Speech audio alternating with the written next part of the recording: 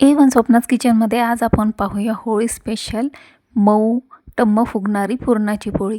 पुरणपोळी मऊ होण्यासाठी भरपूर टिप्स सांगितल्या आहेत. यासाठी व्हिडिओ शेवटपर्यंत पहा. पुरणपोळी बनवण्यासाठी मी घेतली आहे 1 वाटी चण्याची डाळ.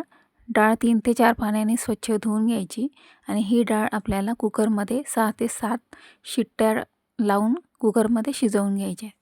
आता डाळ शिजताना याच्यात आपल्याला टाकायचे आहे 1 छोटा चमचा तेल. तेलाने काय होते ना, डाळ पटकन शिजते आणि लवकर बारीक होते. पुरणही आपले खूप छान तयार होते. यासाठी याच्यात डाळ शिजताना तेल घालणे खूप गरजेचे आहे.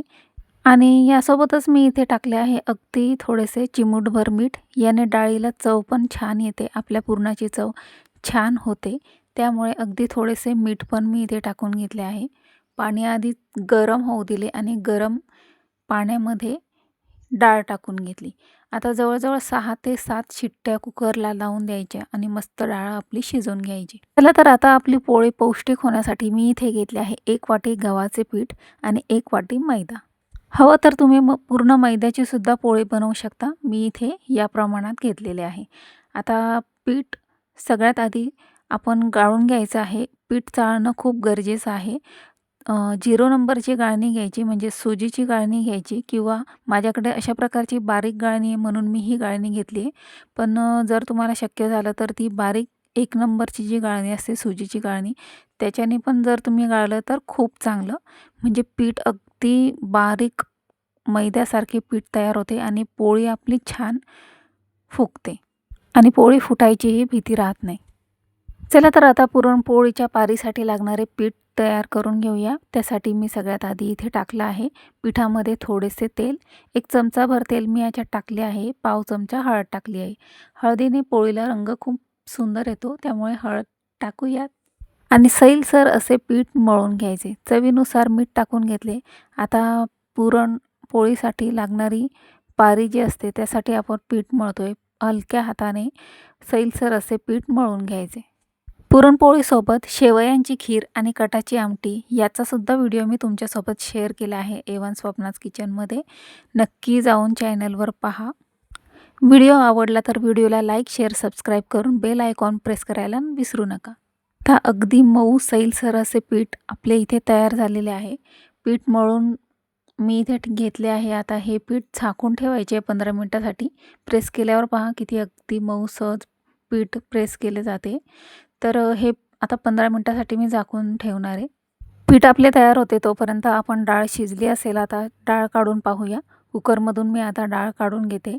डाळ काढून एका गाळणीमध्ये घ्यायची आणि म्हणजे त्याच्यातलं जे पाणी असतं ते एका भांड्यामध्ये काढून घ्यायचे. हे पाणी आपल्याला म्हणजे हा कट जो निघतो याच्यातून तो आपल्याला कटाच्या आमटीसाठी वापरायचा आहे. डाळ चेक करून बघते. अगदी मऊ अशी डाळ आपली इथे शिजलेली आहे. म्हणजे याच्यामुळे पुरण पण खूप छान तयार होते. आता ही डाळ आपल्याला एका कढईमध्ये तूप टाकून परतून घ्यायचे. त्यासाठी मी गॅसवर कढई ठेवली आहे आणि याच्यात मी डाळ टाकून घेणार आहे. डाळीमध्ये जो ओलसरपणा असतो तो याच्याने निघून जातो आणि पुरण आपले घट्ट तयार होते, म्हणजे पोळी चांगली लाटता येते. याच्यामध्ये थोडं तूपही टाकायचं म्हणजे पुरणपोळीला छान स्वाद येतो. आणि टाकायची आहे थोडीशी इलायची पावडर आणि जायफळ पावडर. 1-5 मिनटं ही डाळ आणि गूळ मी ह्याच्यामध्ये परतून घेणारे म्हणजे एकसंध असे पुरण आपले तयार होईल. खूप जास्त वेळ पण परतायचे नाही. अगदी 5 मिनटं पुरेसे आहे. नाहीतर डाळ जास्त कोरडी झाली तर पुरण हे कोरडे होईल आणि आपली पोळी फुटू शकते. तर आपले पुरण इथे छान तयार झाले आहे. आता मी इथे पुरण यंत्र, पुरणाची जाळी घेतली आहे आणि याच्यामध्ये आपण जे पुरण तयार केलं आहे ते एका वाटीच्या साहाय्याने प्रेस करून पुरण तयार करून घ्यायचे. आता आपण पुरण यंत्र काढून पाहूया. खूप छान असे पुरण आपले याच्यात गाळले गेलेले आहे. मस्त मऊसूत असे पुरण आपले इथे तयार झाले आहे. आता या स्टेपला मी इथे टाकले आहे थोडीशी इलायची पावडर आणि थोडंसं जायफळ पावडर. याची पुरणपोळीला खूप छान स्वाद उतरतो याच्यामध्ये. यामुळे हे नक्की टाकायचं आहे याच्यामध्ये. पुरण व्यवस्थित मिक्स करून घेऊया. आणि पुरणपोळीसाठी लागणारे पुरण इथे परफेक्ट असे आपले तयार झाले आहे. आता पुरणपोळी लाटायला घेऊया. पीठ पण आपले एवढ्या वेळात छान मुरून तयार आहे. आता आपण याचा एक गोळा तोडून घेऊया आणि हातावर याची पारी तयार करायची. याच्यासाठी पीठ आधी मी छान एक गोळा तयार करून घेतला आणि हातावर अशा प्रकारे प्रेस करून याची एक वाटी बनवून घ्यायची आणि त्याच्यामध्ये आपल्याला पुरण भरायचे. आता गॅसवर मी ठेवला आहे तवा. तवा तापतो तोपर्यंत पटकन पोळी लाटून घेऊया. पोळी लाटताना हलक्या हाताने लाटायची म्हणजे पोळी छान फुगते.